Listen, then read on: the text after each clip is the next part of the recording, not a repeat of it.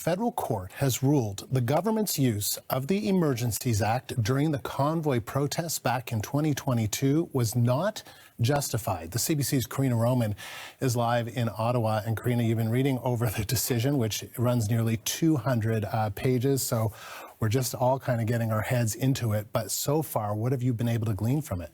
Okay, so let's just go over the language that the judge used in terms of his conclusion, saying, I have concluded that the decision to issue the proclamation, that would be the invoking of the Emergencies Act, does not bear the hallmarks of reasonableness, justification, transparency, and intelligibility, and was not justified in relation to the relevant factual and legal constraints that were required to be taken into consideration.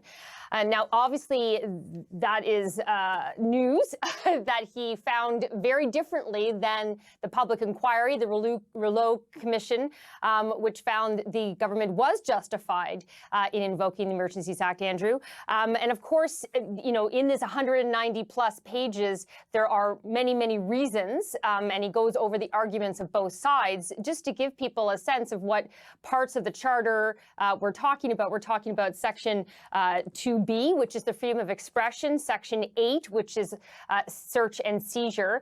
He did not find that there was any infringement on the right to assembly, because even though, of course, you know, people were restricted in where they were allowed to go, that is, you know, allowed. Those are reasonable limits. But in terms of freedom of expression and search and seizure, that's where he found there were infringements.